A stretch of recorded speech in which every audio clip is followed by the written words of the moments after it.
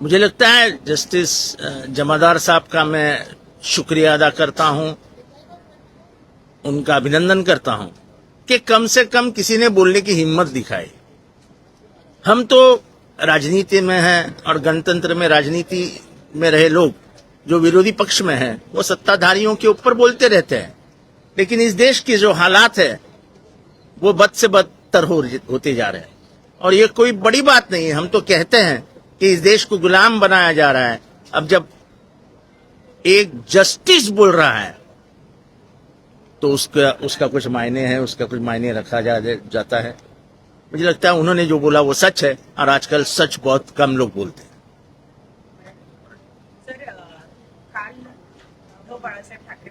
हे पहिलं घ्या ना, हेच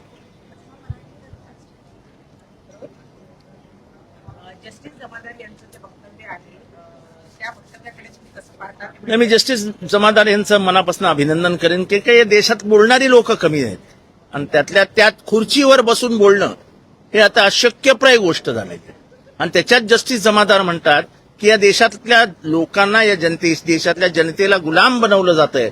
जे आम्ही बोलतोय ते जस्टिस जमादार बोलतात आणि त्याच्यामुळे देशाची परिस्थिती जाणून एखादा माणूस जेव्हा टिप्पणी करतो किंवा आपल्या खुर्चीवरनं बोलतो, जी खुर्ची अत्यंत महत्वाची आहे, संविधानाची प्रतिष्ठा आणि संविधानाचं रक्षण करणारा माणूस जेव्हा हे बोलतो तेव्हा त्याच्या समोर संपूर्ण चित्र असतं आणि ते चित्र संक्षिप्त हे करत तो हे शब्द उच्चारलेत त्यांनी. त्यांचं मनापासून अभिनंदन की तुम्ही सत्य बोललात.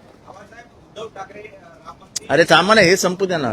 त्याचबरोबर राम मंदिराच्या मुद्द्यावर आपण नाही, असं आहे की प्रत्येक दान ज्यांनी केलेलं आहे, राम मंदिराला ज्यांनी दान केलंय त्यांनी पोलीस स्टेशनला जाऊन 0 नंबरवरनं FIR करायला हवी.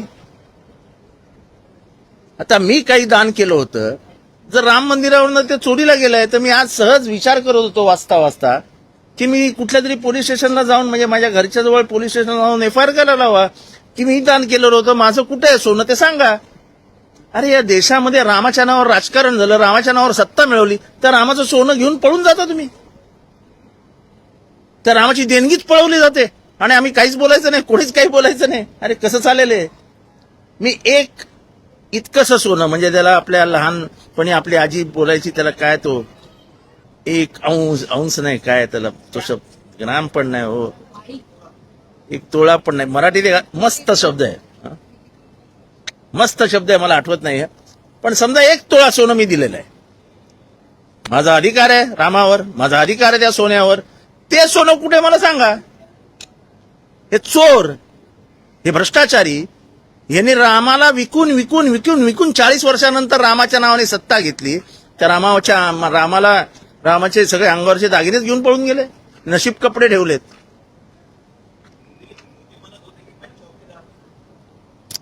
ना खाऊंगा ना खाणे दूंगा, इथे तर सगळे खातानाच दिसत आहेत आणि अगदी बक्का खात आहेत. मुंबईमध्ये आता जी परिस्थिती निर्माण झाली आहे त्या परिस्थितीमध्ये म्हणजे लागोपाठ 2-3 दिवस ज्या पावसामुळे घटना घडल्या त्या पार्श्वभूमीवर उपमहापौर यांनी अश्विनी भिडे ज्या आयुक्त आहेत त्यांच्या राजीनाम्याची मागणी केली.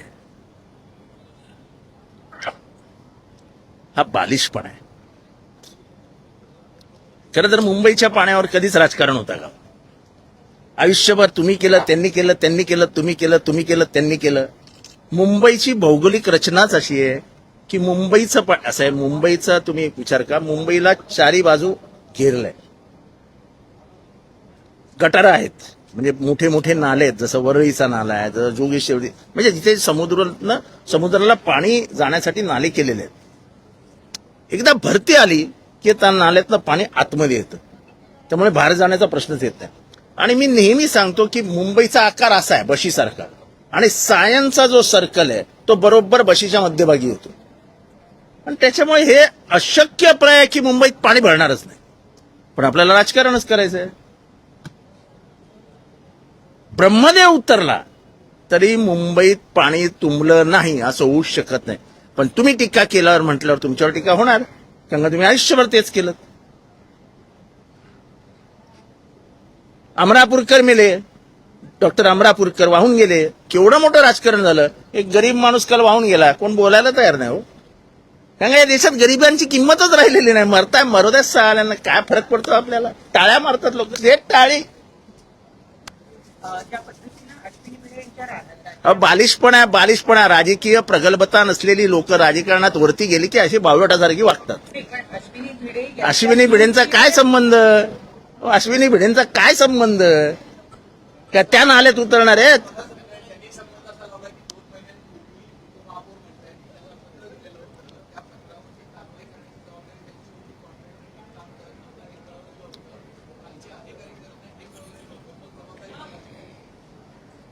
मला माहित नाही ते कुठल्या पक्षाचे आहेत. म्हणजे याचा अर्थ डिपार्टमेंट कोणाच्या हातात आहे? नगर विकास कोणाकडे आहे? मला या राजकारणात जायचं नाहीये. हा बालिशपणा एवढंच मी सांगू शकतो. नाही आता कसं आहे, ते आपापसात कोणी नाही असं आहे की प्रश्न आहे. तुम्ही शिवसेनेवर आरोप केलात ना, एवढ्या वर्ष शिवसेनेला घेरलात तुम्ही.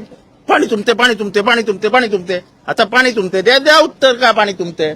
पण मी तेव्हाही सांगत होतो की मुंबईची भौगोलिक रचनाच अशी आहे की मुंबई पाण्यापासून वाचूच शकत आहे. कारण का मुंबईची किनारपट्टी, त्यात भरती ओटी, या सगळ्याचा विचार केल्यानंतर पाणी भरणारच.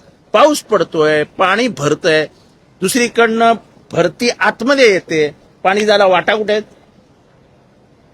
आणि त्याच्यामध्ये झोपडपट्ट्या वाढतायत. तुम्ही नवीन नवीन बिल्डिंगी बांधताय, 70 मजल्याच्या बिल्डिंगी बांधताय. इन्फ्रास्ट्रक्चर नाही, काय नाही. डीसीपीआर 8चा FSI, 9चा FSI, 10चा FSI, नंतर 100चा FSI जाहीर करतील. अभी पैसा ही खाने का है तो बढ़ाओ बिल्डिंग, मरने दो मुंबई को, साले को. उद्धव ठाकरे यांना पुन्हा एकदा रामाची आठवण झालेली दिसते. त्यांनी महाआरती करायला सांगितलेली आहे. हे बघा, रामाची आरती, तसं राम मंदिराचं नावच उद्धव म्हणजे ठाकरे कुटुंबियांवर आहे. जेव्हा राम मंदिर पडलं तेव्हा आम्ही शिव्या देत होतो की हे व्हायला नको होतो. तेव्हा एकच माणूस मर्दासारखा बाहेर आला आणि सांगितलं होय माझ्या पोरांनी तोडलं. त्याचं नाव होतं बाबरी मस्जिद. म्हणजे बाबरी म्हणजे तेच राम मंदिर तिथनंच निर्माण झालं ना. बाबरी मस्जिद तिथनंच राम मंदिराचं निर्माण आहे. त्यामुळे रामाची आठवण शिवसेनेला आज नाही झाली. मी राजकारणाच्या पलीकडे इतिहास सांगतोय. तेव्हा तर सगळे बिळात घुसले होते, कोणीच जबाबदारी घ्यायला तयार नव्हतं.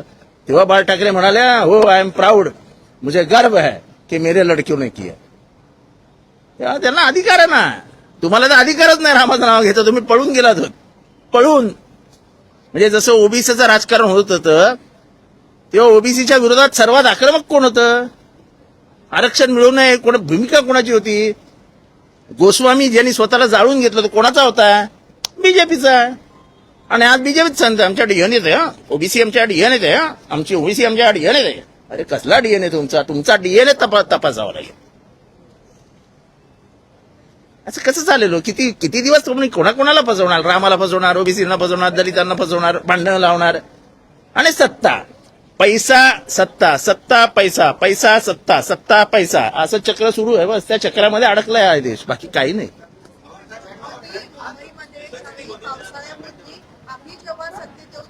हा, तुम्ही या सत्तेत या, मग आपण याच्यावर चर्चा करूया. SIR संदर्भात पुण्यात सध्याला कामकाज सुरू आहे. मात्र अशैक्षणिक कामांना शिक्षकांना ही कामं देऊ नका असं शिक्षक. मी तुम्हाला सांगतो, SIR अशा वेळेला आणलं आहे की ज्याच्यामुळे महाराष्ट्राच्या मतदारांची हानी होणार आहे. या पावसाळ्यात तुम्हाला वाटतं का शिक्षक शाळेत जात नाहीत? पावसामुळे मुंबईत पाऊस असेल, कोण शाळेत जातं? तुंबलेल्या मुंबईमधनं चालत कोण शाळेत जातं का? अशा वेळेस मुंबईच्या झोपडपट्ट्यांमध्ये शिक्षक जाणार आहेत का मतमोजणी करायला? कुठे राहता हो तुम्ही? तुमच्या घराचा पत्ता द्या असं विचारायला जाणार आहेत का? त्यामुळे सरळ जाणार नाही. ते काय सापडले नाही, उडालं मत. जा. SIR हे फक्त मत कमी करण्याचं, गरिबांची मतं उडवण्याचं मस्त रचलेलं कारस्थान आहे. आणि त्यातल्या त्यात ही मतं इथले ज्या जाती जमाती आहेत, विमुक्त, भटक्या, ज्यांच्या आयुष्यभरात ते एक झोपडी नाही स्वतःची बांधू शकले, त्यांची कुठनं मतं येणार आहेत? आता माझ्या समाजाची माणसं, वंजारी, ही जी बीड, परभणी, हिंगोली या भागामध्ये राहतात, त्या आयुष्यातले 8-8 महिने कुठेतरी ऊस कापायला जातात. कुठलं आलं त्यांचं परमनंट घर? शिक्षणाचे वांदे. कारण का तुम्ही आम्ही कोणीही बोललं नाही नाही यांना भीती वाटते मुसलमानांची मतं जाणार आहेत. हो, हिंदूंचे सर्वात जास्त मतं जाणार आहेत. इथल्या किती दलितांची घरं आहेत स्वतःची, ते कशाला राहायला आले असते धारावीमध्ये? काही शेती नाही, राहायला जागा नाही, इज्जत नाही, मान नाही, सन्मान नाही. त्यापेक्षा मुंबईत जाऊन झोपड्या बांधूया आणि रस्त्यावर राहूया.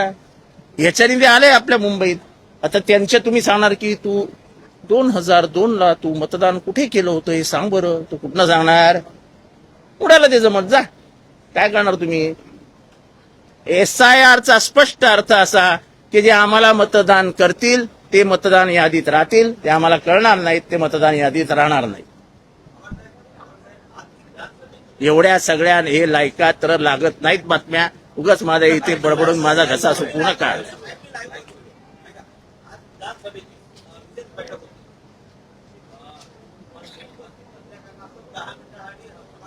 मी तुम्हाला कालच सांगतो, परवापासून म्हणजे गेल्या अधिवेशनात पण सांगतो, या विधानसभेची किंमत शून्य झालेली आहे. शून्य. एक मंत्री नसतो. खरं तर ज्या ज्या विषयाची चर्चा असते त्याच्यावर सचिव येऊन उपस्थित राहायला पाहिजे. सचिव येत नाहीत. मुख्य सचिवांना तर मी बघितलंच नाही विधानसभेत. मला आठवतं जेव्हा विलासराव बोलायचे, जेव्हा सुशीलकुमार शिंदे बोलायचे, जेव्हा पृथ्वीराज चव्हाण बोलायचे, तेव्हा सगळ्या असे सचिवांची लाईन बसलेली असायची. लाईन. तुम्ही अवमूल्यन अशा संस्थेचं करतात जी संस्था इथल्या कायद्याची संरक्षक आहे.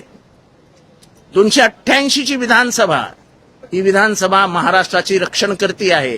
त्या रक्षणकर्त्या विधानसभेचं वस्त्रहरण करून तिला म्हणजे विवस्त्र करण्याचं काम इथे योजनाबद्ध पद्धतीने केलं जात आहे. कारण का त्यांना संविधान आणि संविधानाच्या माध्यमातून निर्माण होणाऱ्या संस्थाच नको आहेत. या संस्था कायमच्या बर्बाद करून टाकायच्या, नेस्तनाबूत करून टाकायचा आणि इथली लोकशाही उद्ध्वस्त करायची, हा एकमेव कार्यक्रम लागलेला आहे. आणि जनताही त्याच्यात सामील आहे. त्यांना इतकं पाशवी बहुमत देता की ते पाशवी बलात्कार करता. ओरडता येत नाही. Than enjoy it.